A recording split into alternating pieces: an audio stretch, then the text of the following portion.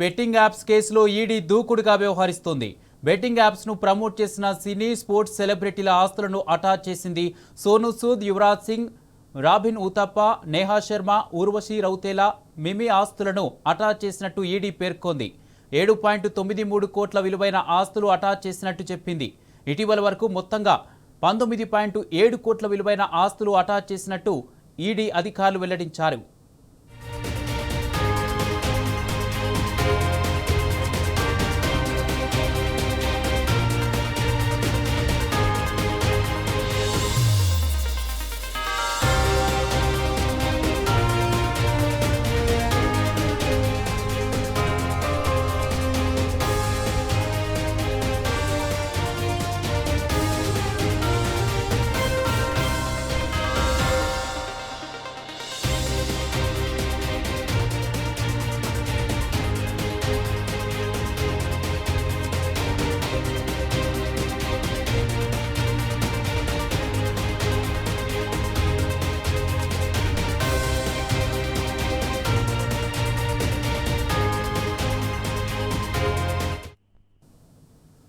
కామారెడ్డి జిల్లా ఎల్లారెడ్డి మండలం సోమర్పేట గ్రామంలో జరిగిన ట్రాక్టర్ దాడి ఘటనపై విచారణ జరిపించాలని డిమాండ్ చేస్తూ అఖిలపక్షం చేపట్టిన ఎల్లారెడ్డి పట్టణ బంద్ విజయవంతమైంది.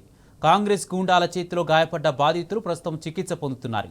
పథకం ప్రకారమే కాంగ్రెస్ సర్పంచ్ తమ్ముడు ట్రాక్టర్తో దాడి చేశాడని బాధితులు బగ్గుమంటున్నారు. మానవత్వం లేకుండా విచక్షణ రహితంగా గుద్ది చంపడానికి ప్రయత్నం చేశాడని ఆవేదన వ్యక్తం చేస్తున్నారు. ఎల్లారెడ్డి మండల కాంగ్రెస్ అధ్యక్షుడు కురుమ సాయిబాబాతో తమకు ప్రాణహాని ఉందంటున్న బాధిత కుటుంబ సభ్యులు తమకు రక్షణ కల్పించాలని డిమాండ్ చేస్తున్నారు. దీనిపై మరింత సమాచారం మా ప్రతినిధి రవీందర్ అందజేస్తారు. కామారెడ్డి జిల్లాలో అధికార కాంగ్రెస్ పార్టీకి సరైన స్థానాలు రాకపోవడంతో దౌర్జన్యాలకు దిగుతున్నారు. ఇవాళ అధికారంలో ఉండి కూడా ఓడిపోవడాన్ని జీర్ణించుకోలేక బీఆర్ఎస్ నాయకులపైన కార్యకర్తలపైన దాడి జరగడం జరుగుతుంది. ఎల్లారెడ్డి నియోజకవర్గ కేంద్రంలోని ఎల్లారెడ్డి మండలం సోమార్పేట గ్రామమే అందరికీ నిదర్శనం. 14వ తారీఖున సర్పంచ్ అభ్యర్థిగా ఓడిపోయిన ఇంటిపైన ఇటు కాంగ్రెస్ సంబంధించినటువంటి గెలిచిన అభ్యర్థి పాపయ్య తన తమ్ముడితో దాడి చేయించడం జరిగింది ట్రాక్టర్తో. ఈ దాడిలో దాదాపు 6 తీవ్రంగా గాయపడ్డారు. ఇద్దరు అటు హైదరాబాద్ యశోద హాస్పిటల్లో ట్రీట్మెంట్ చేసుకున్నారు. ఈ నేపథ్యంలో వారి పరిస్థితి అత్యంత విషమంగా ఉంది. ప్రస్తుతం ఎల్లారెడ్డి నియోజకవర్గ కేంద్రంలో ఉన్నటువంటి ఓ హాస్పిటల్లో మహిళ ఇవాళ ట్రీట్మెంట్ చేసుకున్న దృశ్యాన్ని మనం చూస్తున్నాం. ఇబ్బందికరమైన సిచ్యువేషన్. దాదాపుగా ప్రశాంతమైన ఎల్లారెడ్డి నియోజకవర్గంలో ఇవాళ అధికార కాంగ్రెస్ పార్టీ ఓటమిని జీర్ణించుకోలేక అనేక ఇబ్బందులకు గురి చేస్తుంది. మహిళను పలకరించే ప్రయత్నం చేద్దాం. అసలు ఏం జరిగిందమ్మా? ఎందుకోసం ఆయన వ్యక్తి ట్రాక్టర్ పైన మీ పైన దాడి చేయడానికి ప్రయత్నం చేశారు? మీరు అప్పుడు ఏం చేస్తున్నారు? ఆయన ఏమనుకుంటా మీకు ట్రాక్టర్ తొక్కించడానికి ప్రయత్నం చేశారు? ఒకసారి పోయింది సార్, అటు బయట కూర్చున్నాం. ఇలా చుట్టాలు వచ్చినాయని బయట కూర్చుంటే ఒకసారి అటు పోయిండు. అటు పోయినాక మళ్ళీ ఇక్కడ దింపుకొని వచ్చిండు. లైన్గా కూర్చున్నాం కదా, వస్తే కాస్తనే గుద్దేసినాను. లైన్గా కూర్చున్నాము, గుద్దేలను పట్టుకొని నాగాళ్ళతో నైట గుంజుకపోయింది.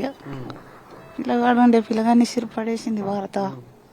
ఇక నన్ను పడిపోయినా ఇక అలా గుద్దుడు పెడుతుండు అంతే.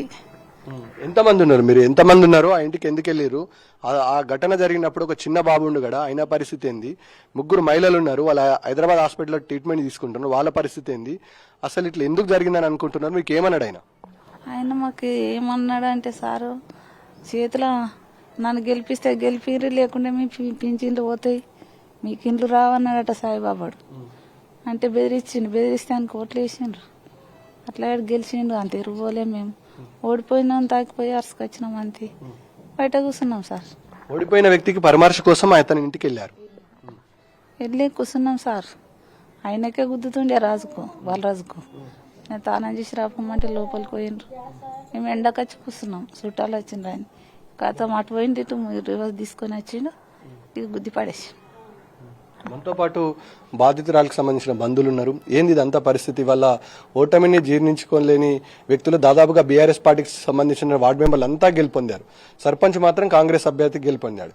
ఈ నేపథ్యంలో ఇక్కడ ఉన్నటువంటి ఎల్లారెడ్డి కాంగ్రెస్ సంబంధించినటువంటి ప్రెసిడెంట్ ఎవరైతే ఉన్నారో, మండల పార్టీ ప్రెసిడెంట్, ఆయన సమీప బంధువు ఇవాళ పోచయ్య.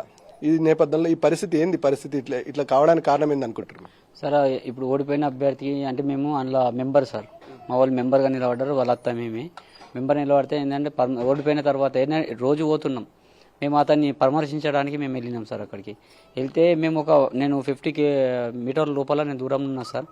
అయితే వీళ్ళందరూ పరామర్శిస్తుండు, రాజు అనేటైనా కడప పైన లోపలనే ఉన్నాడు, వీళ్ళ దగ్గర కొంచెం మాట్లాడుతుంటే ఆయన వచ్చేసిన తర్వాత ఒక బైక్ ఏదో అడ్డం ఉన్నదని ఆరం కొట్టినాడు సార్. వేరేని పంపించేసిన ఆయన తీసేయగానే ఆడ ఇంకొక 2 బండ్లు పోయే ప్లేస్ సార్, స్ట్రేట్ మళ్ళీ క్రాసింగ్ కూడా లేదు.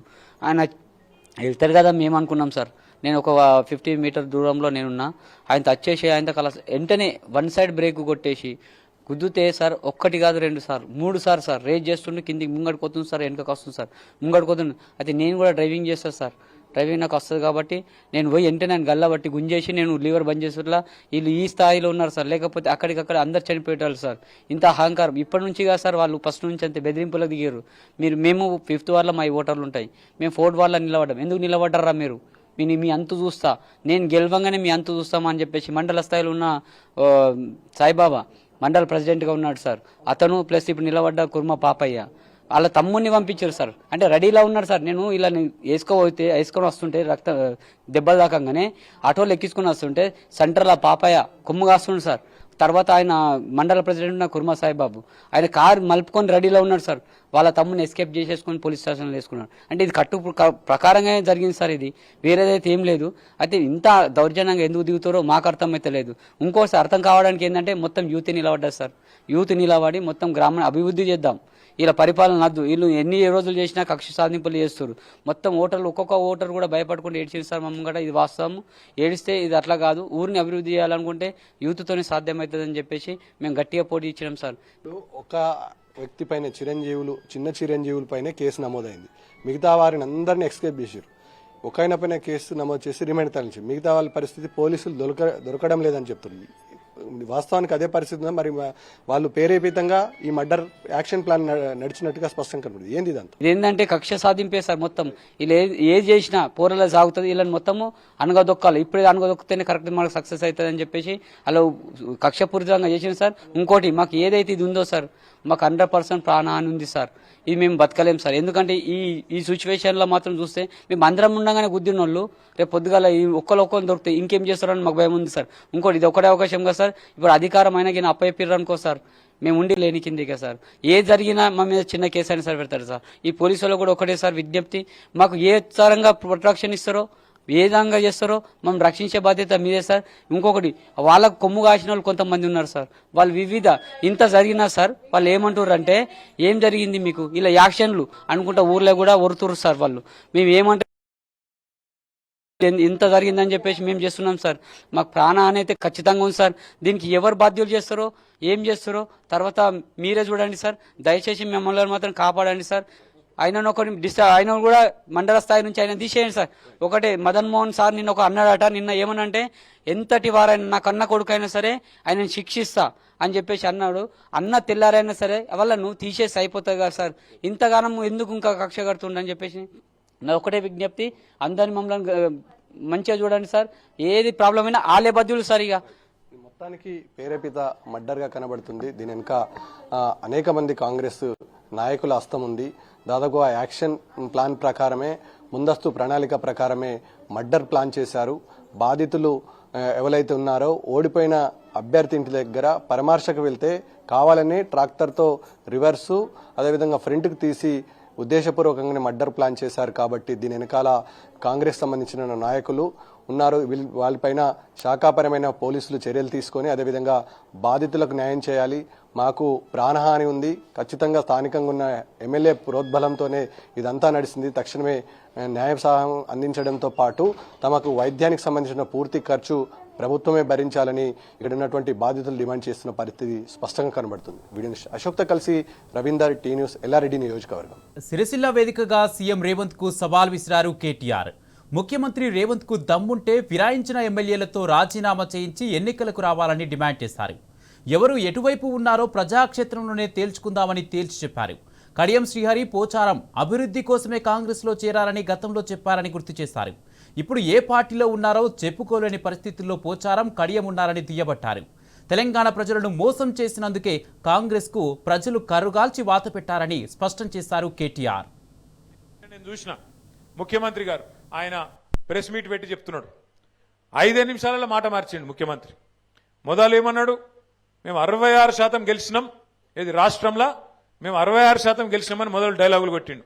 ఇది మా ప్రభుత్వానికి ప్రజలిచ్చిన ఆశీర్వాదం అని మొదలు డైలాగ్ కొట్టిండు. అతనికి 5 నిమిషాలకే మాట మార్చిండు.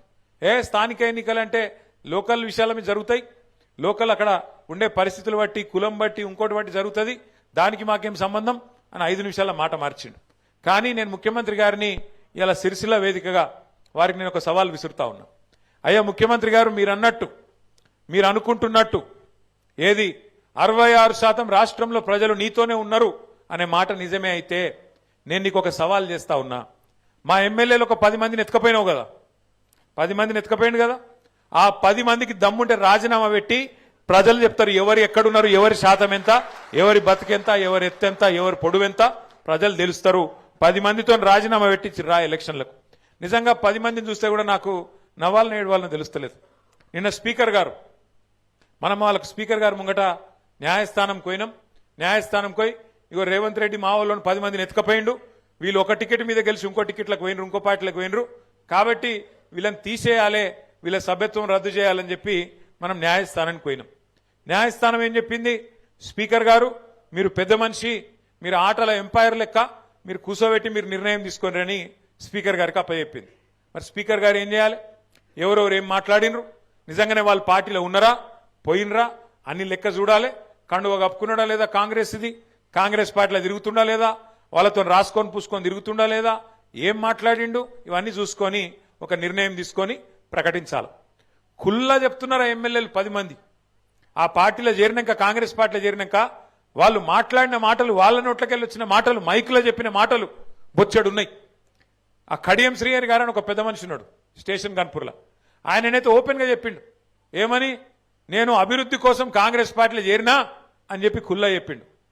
అట్లాగే పోచారం శ్రీనివాసరెడ్డి గారు మన ప్రభుత్వంలో 5 ఏళ్ళు మంత్రి, 5 ఏళ్ళు మరి స్పీకర్, ఆ పెద్ద మనిషి చెప్పిండు, ఢిల్లీ దాకా పోయి రాహుల్ గాంధీని కలిసి బయటకు వచ్చి చెప్పిండు, ఏమని చెప్పిండు, నేను ఇప్పుడే రాహుల్ గాంధీని కలిసి కాంగ్రెస్ పార్టీలో చేరినా, మరి నాకు రాహుల్ గాంధీ గారు స్వాగతం పలికిండ్రు అని పెద్ద పెద్ద మాటలు చెప్పిండు.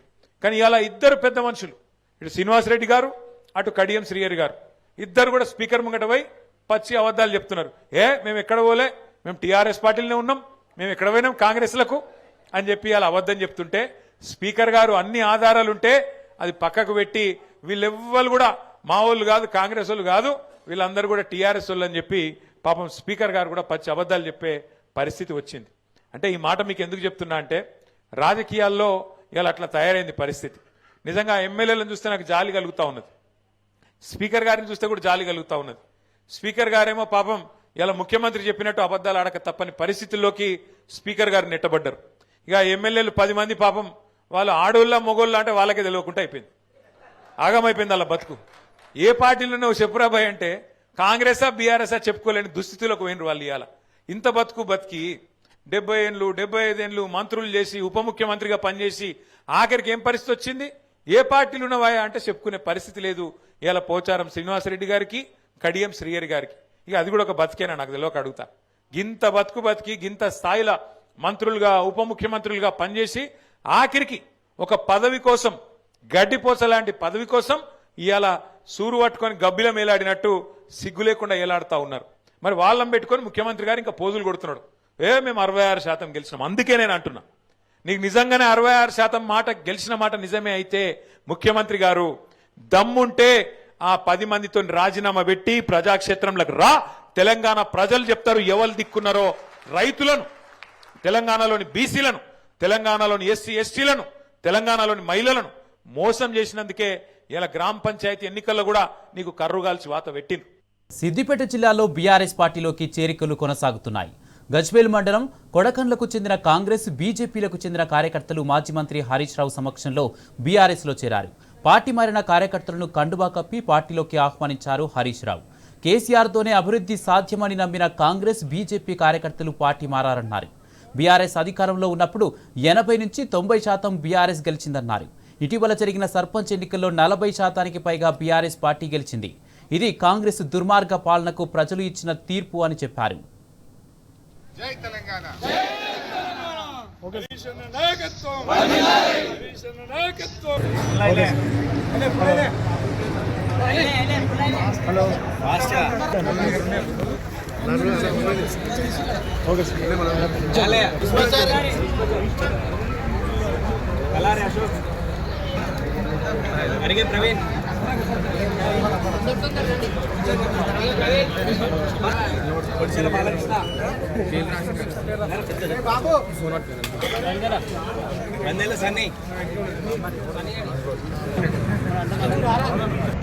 దాదాపు 50 మంది కాంగ్రెస్ బీజేపీ కార్యకర్తలు ఈరోజు కేసీఆర్ నాయకత్వంలో మళ్ళీ తెలంగాణ పురోగమించాలని, మళ్ళీ కేసీఆర్ ముఖ్యమంత్రి కావాలని చెప్పి వీరందరూ కూడా ఈరోజు బీఆర్ఎస్ పార్టీలో చేరారు. వారందరికీ స్వాగతం, సుస్వాగతం. నిన్న రేవంత్ రెడ్డి గారు తాను తయారు చేసుకున్న సర్పంచ్ ఫలితాలు అంటే వాస్తవానికి కాంగ్రెస్ పార్టీ గెలిచింది 6,000 చిల్లర, బీఆర్ఎస్ పార్టీ 4,000 గెలిచింది. అంటే ఎప్పుడైనా చరిత్రలో అధికార పార్టీ 80 నుంచి 90% సర్పంచులు గెలుస్తుంది. ఇంతకుముందు బీఆర్ఎస్ పార్టీ 2 సార్లు గవర్నమెంట్లు ఉండే. బీఆర్ఎస్ పార్టీ అధికారంలో ఉన్నప్పుడు సర్పంచ్ ఎన్నికలు జరిగితే 80 నుంచి 90% సర్పంచులు, 100% జిల్లా పరిషత్తులు, 100% DCMS చైర్మన్లు, DCCB చైర్మన్లు, 99% మున్సిపాలిటీలు బీఆర్ఎస్ పార్టీ గెలిచింది. 99% జిల్లా పరిషత్లు, 100% DCCB DCMSలు, 80 నుంచి 90% సర్పంచులు బీఆర్ఎస్ పార్టీ గెలిచింది. కానీ ఇలా కాంగ్రెస్ పార్టీ అధికారంలో ఉంటే 4,000 సర్పంచులు ఇలా బీఆర్ఎస్ పార్టీ గెలిచింది. దాదాపు 40%కు పైగా బీఆర్ఎస్ పార్టీ సర్పంచులు గెలిచింది. అంటే ఇంకా 3 ఏళ్ళు కాంగ్రెస్ ప్రభుత్వం ఉండంగా కూడా బీఆర్ఎస్ పార్టీకి ప్రజలు బ్రహ్మరథం పట్టిండ్రు. ముఖ్యమంత్రి అధికార దుర్వినియోగాన్ని పాల్పడ్డాడు, అరాచకాలు సృష్టించిండు, గుండాయిజం చేసిండ్రు, పోలీసులను అడ్డగోలుగా వాడుకొని మా కార్యకర్తల్ని అరెస్ట్ చేసి మా కార్యకర్తల్ని పోలీస్ స్టేషన్లో పెట్టి నిర్బంధించి నానా దుర్మార్గాలకు పాల్పడ్డారు. ముఖ్యమంత్రి గారు మొదటి ఫలితాలు చూసిన తర్వాత డబ్బు మూటల్ని హైదరాబాద్కి వెళ్ళి సెకండ్ ఫేజ్, థర్డ్ ఫేజ్కు అడ్డగోలుగా పైసలు పంపించిండు రేవంత్ రెడ్డి. రేవంత్ రెడ్డే స్వయంగా ఊరూరు తిరిగిండు. ఎన్నికల కోడ్ నియమావళిని ఉల్లంఘించి కరీంనగర్, వరంగల్, మహబూబ్ నగర్, నల్గొండ ఒక్కొక్క జిల్లాకు పోయి బతుకమ్మ చీరలు కట్టుకొని వచ్చి మాకు ఓట్లు గుద్దుర్రి అని చెప్పిండు. మహిళల్ని అవమానపరిచిండు, చిల్లర మాటలు మాట్లాడిండు, అధికార దుర్వినియోగానికి పాల్పడ్డాడు, ప్రజలను కాళ్ళ వేళ్ళబడ్డాడు. అయినా కూడా 40% 4,000 సర్పంచులను ఇలా బీఆర్ఎస్ పార్టీని గెలిపించినట్టేనే నీ పాలన బాగలేదు అని ప్రజలు సంకేతం ఇచ్చినట్టే లెక్క. ప్రపంచంతో పోటీ పడాలంటే మారుతున్న టెక్నాలజీని విద్యార్థులు అందిపుచ్చుకోవాలన్నారు రాష్ట్ర ఉన్నత విద్యామండలి చైర్మన్ ప్రొఫెసర్ బాలకృష్ణారెడ్డి. హైదరాబాద్ అబిడ్స్లోని స్టాన్లీ ఇంజనీరింగ్ కాలేజ్లో research in intelligent computing in engineering అనే అంశంపై ఇంటర్నేషనల్ కాన్ఫరెన్స్ నిర్వహించారు. ఈ కార్యక్రమానికి ముఖ్య అతిథిగా బాలకృష్ణారెడ్డి హాజరయ్యారు. ఇంటెలిజెంట్ కంప్యూటింగ్ ఇంజనీరింగ్ విద్యార్థులకు ఎంతో ఉపయోగకరమన్నారు. BA, BCom ఇంజనీరింగ్ బ్యాక్గ్రౌండ్ ఏదైనా టెక్నాలజీ గురించి తెలుసుకోవడం తప్పనిసరి అని విద్యార్థులకు చెప్పారు. ఉన్నత విద్యామండలిలోనూ టెక్నాలజీని అనుసంధానం చేస్తూ సిలబస్లో మార్పులు తెస్తున్నట్టు చెప్పారు. రీసెర్చ్ ఇన్ ఇంటెలిజెన్స్ కంప్యూటింగ్ దానికి సంబంధించినటువంటి ఈ యొక్క 2 రోజుల అంతర్జాతీయ సదస్సు స్టెన్లీ కాలేజ్ మరియు హవానా యూనివర్సిటీ వాళ్ళు, వియత్నాం వాళ్ళు కంబైన్డ్ గా కండక్ట్ చేస్తున్నారు. ఈ సందర్భంగా చీఫ్ గెస్ట్ గా రావడం నేను మెసేజ్ ఇచ్చింది ఏంటంటే, ఇవాళ టెక్నాలజీ ప్రతి ఒక్కరికి ఏ బ్యాక్గ్రౌండ్ ఉన్న సోషల్ సైన్స్ అయినా ఇంజనీరింగ్ వాళ్ళకైనా ఈ యొక్క టెక్నాలజీ అనేది చాలా ఇంపార్టెంట్. ఇప్పుడు మేము కూడా విద్యా వ్యవస్థలో ఇప్పుడు చూడండి, టెక్నాలజీ BA స్టూడెంట్ కానీ BCom స్టూడెంట్ కానీ ఎవరైనా సరే టెక్నాలజీ అనుసంధానంగా చాలా మటుకు మార్పులు చేస్తున్నాము. అందుకొరకు నేను ఈ యొక్క ఇంటెలిజెన్స్ కంప్యూటింగ్ ఇంజనీరింగ్ లో ముఖ్యంగా ఏంటంటే ఇంటర్ డిసిప్లినరీ అని ఈ రోజు టెక్నాలజీ, ఎమర్జింగ్ టెక్నాలజీ అంటారు. అంటే ఏంటి అంటే artificial intelligence to automation to big data to bitcoin technology, ఇట్లా ఈ అన్ని టెక్నాలజీస్ ఒక టెక్నాలజీ ఇంకొక టెక్నాలజీస్తో కంబైన్ చేసి అనుసంధానంగా ఉండాలనేటువంటి మెసేజ్ మేము ఇవ్వడం జరిగింది. ఇంటెలిజెన్స్, ఈ క్వాంటమ్ ప్రాసెసింగ్ యూనిట్, ఇవి రెండు బ్లెండ్ అయితే ఇంటర్ డిసిప్లినరీ రీసెర్చ్ ఇంటిగ్రేట్ చేద్దామని మా యొక్క తపన అన్నట్టు. ఇప్పుడు ఈ రోజున్న జాబులు రేపు ఉండకపోవచ్చు. మీరు ఆల్రెడీ చూస్తున్నారు, ఇప్పుడు గూగుల్, మాయంగ్ కంపెనీస్, మైక్రోసాఫ్ట్, అమెజాన్, ఇవన్నీ కంపెనీస్లో ఏం జరుగుతున్నాయో వాటిని అందుకొరకే మా స్టూడెంట్స్కి ఇప్పుడే వాళ్ళు అందిపుచ్చుకోవడానికి, మన ఫ్యాకల్టీకి అప్గ్రేడ్ చేయడానికి, స్టడీయింగ్ ఆన్ ద లైన్స్ కాదండి, స్టడీయింగ్ బిట్వీన్ ద లైన్స్, అది రీసెర్చ్. ఈ రోజున్న స్టడీ ఏదైతే కరికులం ఉందో దానికి మించి వెళ్ళిపోవాల్సి ఉంటుంది. ఎందుకంటే ఇండస్ట్రీ ఫాస్ట్గా ట్రాన్స్ఫార్మ్ అవుతుంది. మీరు చూస్తున్నారు ఆ ట్రాన్స్ఫార్మేషన్లో ఎలాంటి మార్పులు వస్తున్నాయో. మీరు మొన్నటి వరకు చూశారు మీరు, మన KB, MB, GB, TB, PB, zettabytes వరకు వెళ్ళిపోతున్నాము. మనం ఇప్పుడు సెల్ ఫోన్లు ఇప్పుడు జీబీ వాడుతున్నారు, రేపు పొద్దున్న టీబీలకు వెళ్ళిపోతుంటుంది. మరి టీబీలో వెళ్ళకపోతే ఈ సెల్ ఫోన్ సరిపోతే అంటే మనకు ఇంటిగ్రేటెడ్ సర్క్యూట్స్, ఆ ఇంటిగ్రేటెడ్ సర్క్యూట్స్ తగ్గట్టు ఇప్పుడు గుజరాత్లో ఆల్రెడీ మీరు చూస్తున్నారు ఇంటిగ్రేటెడ్ సర్క్యూట్ యొక్క మ్యానుఫ్యాక్చరింగ్, సెమీ కండక్టర్స్ పైన. మరి వీటన్నిటిపైన ఇంటిగ్రేట్ చేస్తూ ఈ టెక్నాలజీ అన్నిటిని బ్లెండ్ చేస్తూ పిల్లలకు నాలెడ్జ్ క్రియేట్ చేయాలి. క్రియేట్ చేయాలంటే లోకల్ యూనివర్సిటీస్తో పాటు global universities, global researchers, global అకాడమిషియన్స్తో ఇంటిగ్రేట్ చేసే ప్లాట్ఫామే ఇది. అంతర్జాతీయ సైన్స్ ఒలింపియాడ్స్ 2025లో నారాయణ విద్యా సంస్థల విద్యార్థులు సత్తా చాటారు. మొత్తంగా 13 పథకాలు సాధించి వారెవ్వా అనిపించారు. తమ విద్యార్థులు విశేష ప్రతిభ కనబరిచి దేశానికే గర్వకారణంగా నిలిచారని ఆ విద్యా సంస్థల డైరెక్టర్ శరణి నారాయణ తెలిపారు. మాదాపూర్లోని నారాయణ విద్యా సంస్థల ప్రధాన కార్యాలయంలో విద్యార్థులతో కలిసి సంబరాలు చేసుకున్నారు. అనంతరం విద్యార్థులను మెడల్స్తో సత్కరించి సర్టిఫికెట్స్లను, ప్రైజ్ మనీని అందజేస్తారు. మొత్తం పథకాల్లో 7 పసిడి, 6 వెండి పథకాలున్నాయని చెప్పారు. ఫిజిక్స్, కెమిస్ట్రీ, బయాలజీ, ఆస్ట్రానమీ తదితర విభాగాల్లో జరిగిన పోటీల్లో నారాయణ విద్యార్థులు అత్యుత్తమ ప్రతిభను ప్రదర్శించారన్నారు. ఈరోజు we are extremely happy. Narayana Group is celebrating international and national level results andi. Narayana Group is not only into competitive examinations but we are also into international Olympiads. Our students, Narayana students, made us extremely proud andi. Year తీసుకుంటే mainly 6 international science Olympiads conduct చేశారు. Out of 27 students who got selected from India, 13 students are Narayana students andi. This is a very big achievement. 6 international science Olympiads తీసుకుంటే junior astronomy, senior astronomy, IJSO, physics, chemistry and biology conduct చేశారండి. International science olympiad లో 4 out of 6 students are Narayana students అండి. Total 6 students India నుంచి select అయితే దానిలో 4 students are Narayana students అండి. దానిలో 4 students లో 3 students 1 silver medals and 1 student 1 gold medal. At the same time junior astronomy olympiad తీసుకుంటే 2 out of 3 they've not only represented India కానీ 2 students కి గోల్డ్ వచ్చింది. అండ్ అదేవిధంగా సీనియర్ ఆస్ట్రానమీ తీసుకుంటే 3 out of 5 students are Narayana students అండి. ఈ 3 students లో gold and silver medals వచ్చాయండి. వాళ్ళు సెలెక్ట్ కూడా అయ్యారు. ఇదే విధంగా ఫిజిక్స్ లో ఒక గోల్డ్ మెడల్ వచ్చింది, కెమిస్ట్రీలో ఒక గోల్డ్ మెడల్ వచ్చింది, బయాలజీలో ఒక సిల్వర్ మెడల్ వచ్చింది. Nearly 2/3 of the students competed for international science olympiad are narayana students andi.